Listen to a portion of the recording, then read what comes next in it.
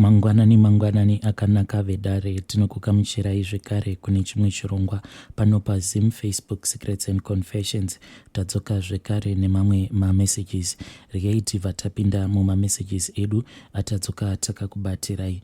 Hanzi makadii zvenyu mukomanashi, inini ndine mwana wangu. Mwana wangu uyu akaenda kuSouth Africa musi wa9 September 2014. Takatomboenda kunomutsvaka kuSouth Africa ikoko mugore ra2018, asi pakuzodzoka ndokubva taita accident. Since that year zvaakaenda kuSouth Africa hatina kana kuzombomuona. Zita rake repachitupa anonzi Linus Dube. Tava nemakore tichingomutsvaka, ende pandanzwa confession yabudi ava, it is a little bit similar. Vedare ndo message yandakatumidzirwa ichibva kuna Haiti. Saka ivo vari kuti pane confession yavateerera yevamwe budi vari kuti ivo vari kuSouth Africa. Saka nyaya dzacho hanzi dzada kuti fananei. Kana muchizivawo zita reuyo ari kutsvakwa naHaiti, please uyai mundibatewo kuinbox kwangu. Regai tibva taenda panyaya yedu inotevera. Nyaya yedu inotevera yakamira sekudai. Hanzi makadii mukomanashi, ndinokumbirawo kuti munge muchipostawo nyaya yangu. Asi kana mava kuposta nyaya yangu, ndinokumbirawo kuti munge muchivikawo zita rangu. Mukomanashi, inini ndiri murume, zvekare nyaya yangu yakamira sekudai. Ndainge ndiri human resource manager pane imwe company iri muno muZimbabwe. Saka munhu wose ainge achipinda basa aitopfuura nekwandiri, kana kuti ndingangoti munhu wose ainge achida basa pakambani ipapo aitopfuura nemumaoko angu. Ndaiti kana ari munhukadzi anenge achida basa haipinda pabasa ipapo ndisina kumbotanga ndaita naye bonde. Vamwe vaitoramba varume vavo nekuda kwangu. Vazhinji vacho ndaitoita navo bonde muofisi mangu. Saka most of the time inini nemukadzi iyeye wandinenge ndichiita naye bonde, uyo anenge abva mukupinda basa, ndinenge ndichiita naye bonde pasina kana dziviriro, nekuti ndizvo zvacho zvandainge ndakajaira kubva ndichiri mukomana. Zvinhu zvainge zvichingondinetsa kuti ndipfeke chinhu chinonzi condom. Nhengo yangu ndizvo zvairi. Kana ndikangozama kuti ndinge ndichipfeka condom, inobva yatotadza kushanda, kutoshaya simba. Saka nekuda kuzvipawo mbiri yekuti ndinogona basa panguva yebonde, ndainge ndichizongomanikidza munhukadzi uyo wandinenge ndiinaye kuti tisashandisa protection, nekunyara kuti kana ndikagara ndapfeka protection nhengo yangu inobva yanyara sekunge inosema macondoms. Nanhasi ndo zvairi. Mukoma, ininiwo ndakazobatwa nechirwere cheHIV, but handizivi kuti wacho akazonditapurira chirwere ichi cheHIV angava ari ani. But ndinorangarira kuti pandakaroora mudzimai wangu, kunyangwe paya paainge ava kuenda zviya zvavanoita zvekuti munhukadzi kana abatira pamuviri vanobva vamutesta kuti haana chirwere here, kuti asatapurira mwana uyo waanenge akatakura, mudzimai wangu ainge atori negative. Mudzimai wangu paakadzoka kumba achitaura iye kuti ropa rake rainge richiri right. Zvinhu zvekuti zvakandifadza. Iniwo ndakabva ndaziva kuti kana mudzimai wangu uyo wandinosangana naye pabonde almost on a daily basis, kana ropa rake richiri rakachena, zvinenge zvichireva kuti ranguwo ropa rinenge richiri rakachena. Saka handina kana kuzomboda kuti ndinge ndichienda kuchipatara kuti ndinotestewa kuti neniwo ndiri HIV negative here. Inini nemudzimai wangu takazorarama kwekanguva kainge kakati ndipo pandakazongotanga kungorwara. Ndo zvakazondimanikidza kuti ndinge ndichizoendawo kuchipatara. Ndaenda kuchipatara kuya mukomanashi, ndakabva ndabatwa kuti ndainge ndiine chirwere cheHIV. Pari zvino mukomanashi ndiri pamushonga. Ndakazodzingwa zvangu basa mushure mekunge kwauya umwe murume wemukadzi uyo wandainge ndichidanana naye. Pabasa pakabva paita noise. Chakazosakisa kuti ndinge ndichizodzingwa basa inhau yekuti ndaiva nemawarnings nemamwe madisciplinary hearings andainge ndakamboenda nekuda kwenhau idzodzi dzevanhukadzi.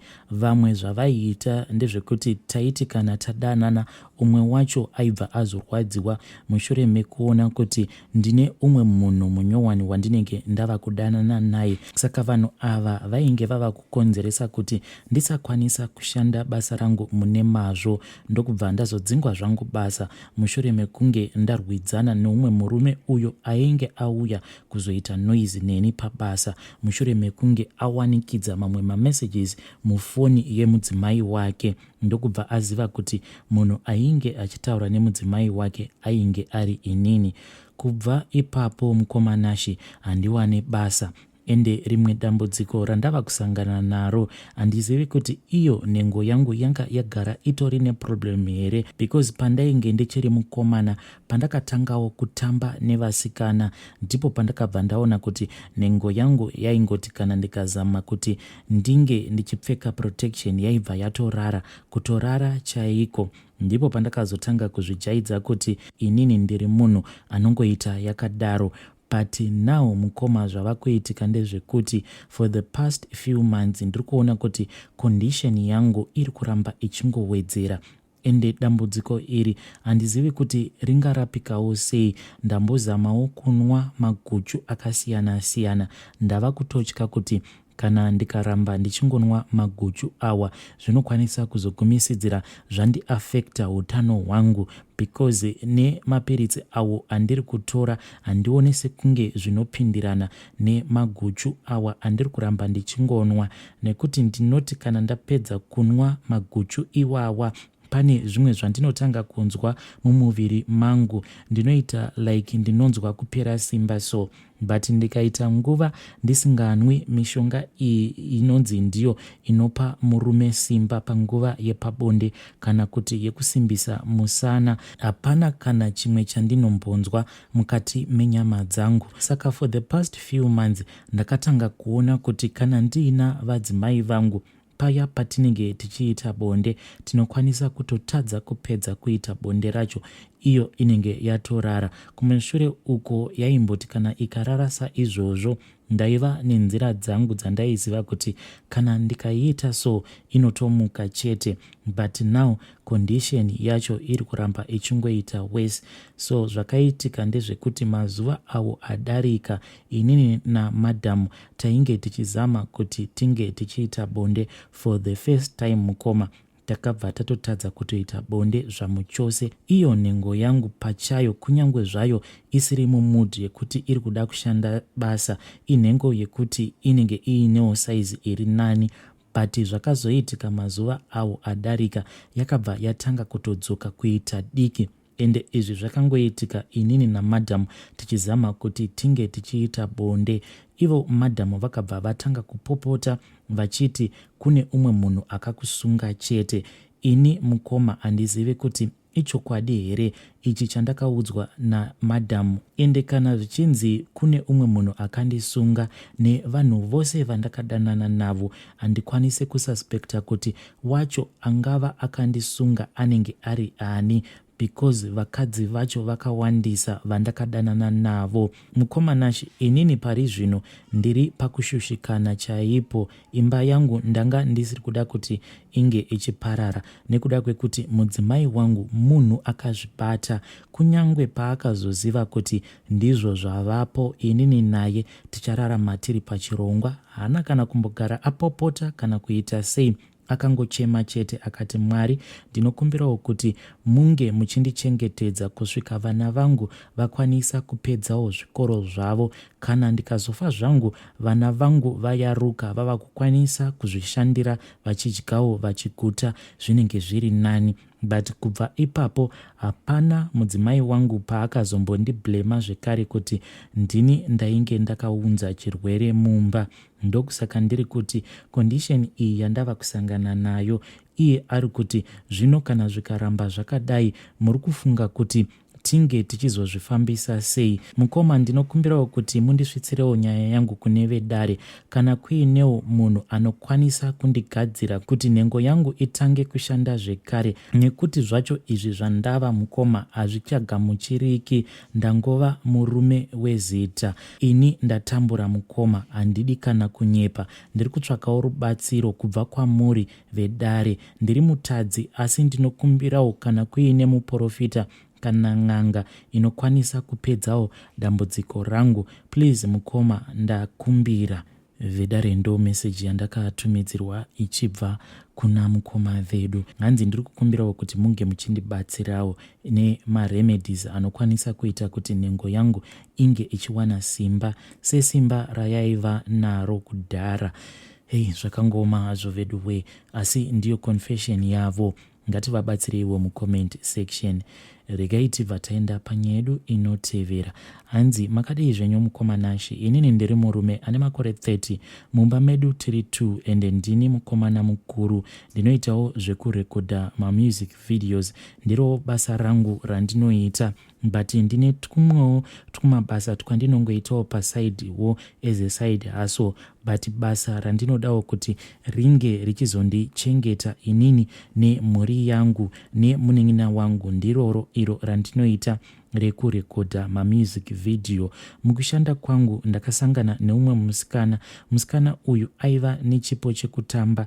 Ndiye wandainyanya kufarira kufamba naye. So musikana uyu ndakabva ndatanga kumuda, naiyewo akabva akasika andibvuma. Kubva zvandainge ndakapinda murudo, hakuna umwe munhu wandainge ndakada semadiro andainge ndichiita musikana uyu. Kunyange zvangu ndiri munhu akaroora, ndine mwana wangu, but kumba mukoma ndainge ndava kusamboda mudzimai wangu uyo wandainge ndakaroora before ndisati ndasangana nemusikana uyu. Musikana uyu mukoma Nashi ainge achindiitira zviya zvekunyatsokunzwa kuti munyama dzangu munhu uyu ndiye wani chete wandakasikirwa naMwari. Ende iye ainge akandiudza kuti she is prepared kuti ange achiuya pandiri, kunyange zvake ainge achiziva kuti kumba uko ndainge ndiine mukadzi wangu. Saka ndakabva ndangotangawo kungotrita madam rough ndichiitira kuti ivo vange vachienda muchinyararire. But mukadzi wangu ari kumba akabva angoramba akashingirira achingoti inini handina kwandinoenda. So mukoma, inini nemusikana uyu tainge tatova negore tichingodanana. So ndainge ndichitosacrificeawo paari musikana uyu because iye achiri kuita kamwe kakosi kake.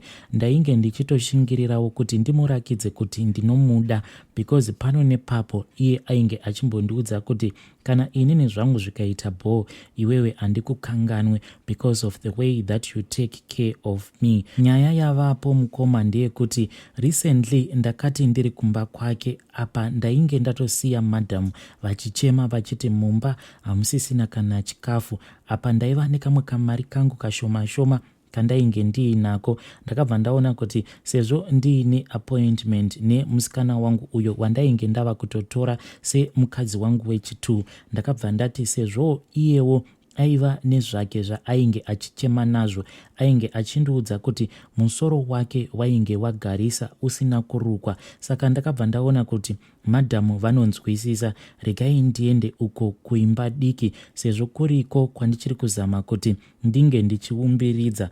Ndakabva ndangotora kamari kaya madhamu ndikangosiya ndavapindura rafu, ndikati kamari aka ndike business handifanire kuti ndinge ndichikashandisa. Ndokubva ndatora kamari kaya ndikaenda nemusikana wangu ndokubva anorukwa. On that day sure tainge tichifara. Ndokubva tadzokera kumba uko kwandiri kumurojera. Tasvika kuya ndokubva taita zvatakaita sevanhu vanodanana, tikabva tamborara mbichana. Saka takarara kudaro, foni yake yainge ichinetsa kuchaja. Akabva anditi ndinge ndichienda kunotsvaka imwe USB cable yake yekudhara tione kuti foni ndiyo yainge yafa here. Saka ndakasimuka paya ndokubva ndaenda pane chimwe chikabhodhi ndokutanga kuburitsa zvimwe zvainge zviri mukabhodhi imomo ndichitsvaka machaja ake ekudhara. Ndichinovhura chikabhodhi chiya mukoma, ndakabva ndasangana neimwe ring iyi yainge yakatoiswa mukabox ende price tag yainge iripo pakabox ikako yaitorakidza kuti iring yechokwadi noti dziya dzemafeki, yainge itori engagement ring. Mukoma, zvinhu izvi zvakandirwadza. Ndakangosiyawo ring iyoyo iri mudrowa kuti ndinge ndichimubvunza mukoma, ndiri kunzwa hana yangu ichirova. I am really scared kuti musikana wangu uyu kune umwe munhu waari kudanana naye, nekuti ring yandakaona mukabhodhi make ende inyowani haisi ring yekuti munhu anongopinda mushop obva atozvitengera ring, because price tag yaiva pabox ipapo yainge yakanyorwa kunzi $110. Mukoma nashi, zvinhu izvi zviri kundirwadza, nyaya iyi iri kundirwadza. Ndiri kukumbirawo kuti munge muchindiposterawo nyaya yangu kune vedare.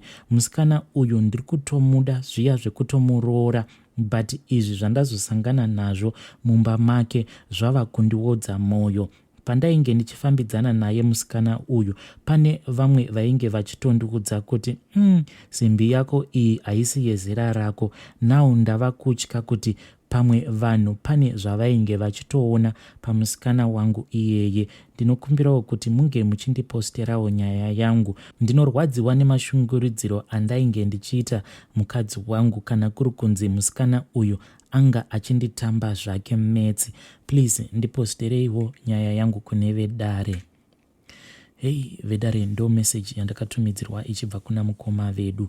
Zvakangooma hazvo vedu we. Please ngatitaurei navo mucomment section.